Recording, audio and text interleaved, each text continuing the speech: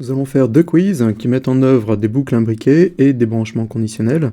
Alors à votre avis, qu'affiche ce premier code quand on l'exécute? Alors la bonne réponse est la réponse D, et nous allons voir pourquoi.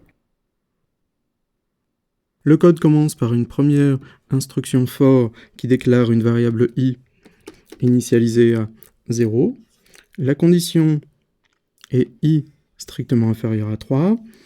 Et l'instruction d'incrémentation est plus i. I va donc prendre les valeurs 0, 1 et 2. La première fois qu'on rentre dans la boucle, i vaut 0.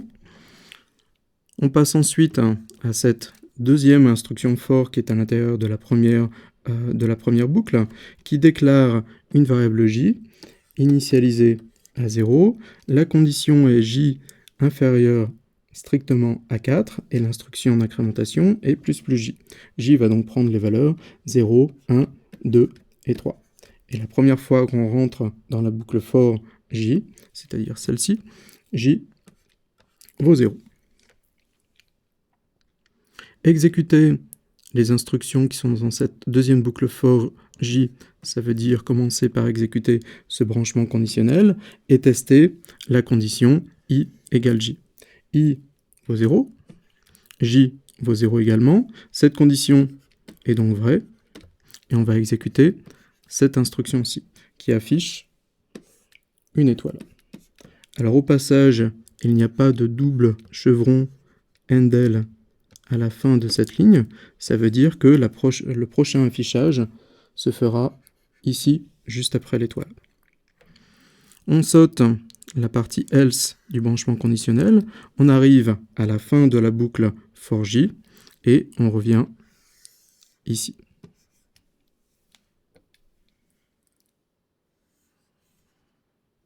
J va prendre la valeur 1,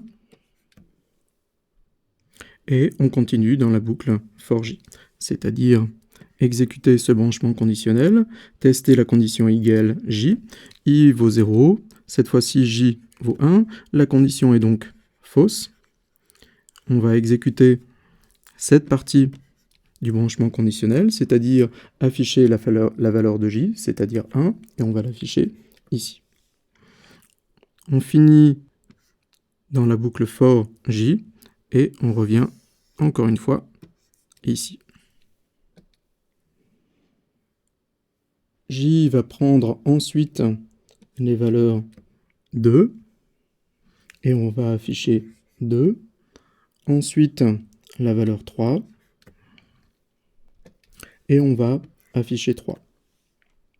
On sort ensuite de la boucle for j, et on arrive à cette instruction-ci, qui affiche, qui fait un retour à la ligne, c'est-à-dire le prochain affichage se fera ici. On arrive à la fin de la boucle for i, et on revient ici. I prend donc maintenant la valeur 1, et on réexécute les instructions qui sont dans cette boucle for i. C'est-à-dire qu'on va recommencer ici, avec j qui va être initialisé de nouveau à 0. On exécute les instructions qui sont dans cette boucle for j, et on va tester cette condition, est-ce que i est égal à j. I vaut 1, j vaut 0, la condition est fausse. On va donc afficher la valeur de j, c'est-à-dire 0. Arriver ici pour revenir là, avec j qui va prendre la valeur 1. On continue dans la boucle for j pour exécuter ce branchement conditionnel et tester la condition i égale j. Cette fois-ci, i vaut 1 et j vaut 1 également, donc la condition est vraie. Et on va exécuter cette partie-ci du branchement conditionnel, c'est-à-dire afficher une étoile. On va revenir ici, continuer dans la boucle for j, et je vous laisse voir que on aura bien affiché au final cette chose-ci.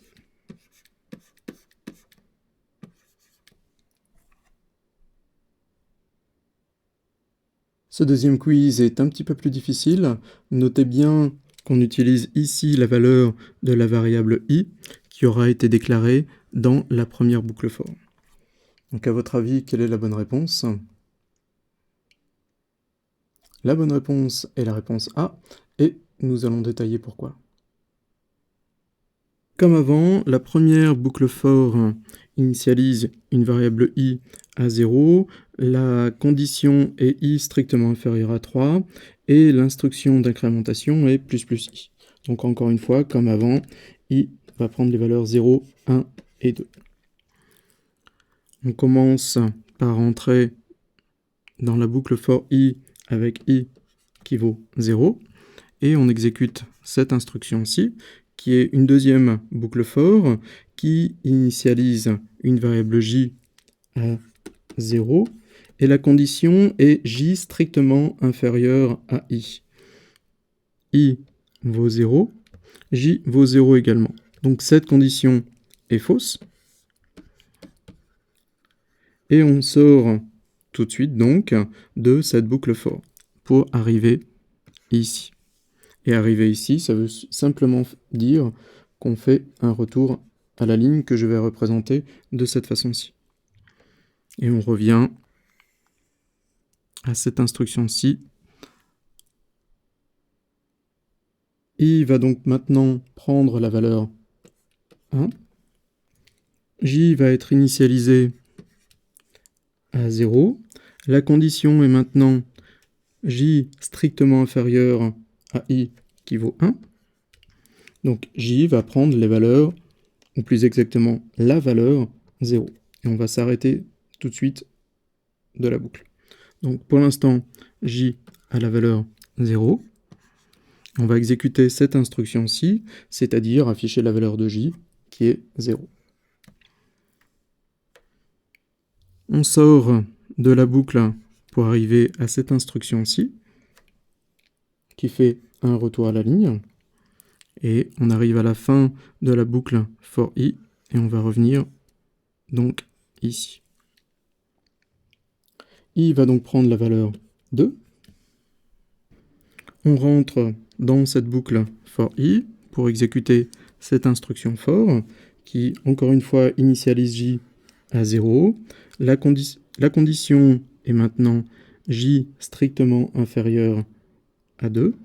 Donc j va prendre les valeurs 0 et 1.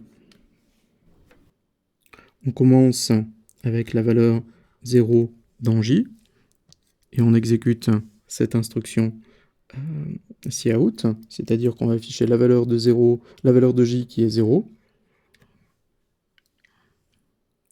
On arrive à la fin de la boucle for j, et on revient ici avec j qui va maintenant valoir 1.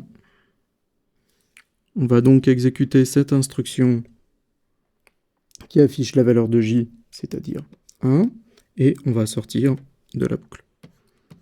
C'est-à-dire exécuter cette instruction-ci, qui fait un retour à la ligne. On arrive à la fin de la boucle for i.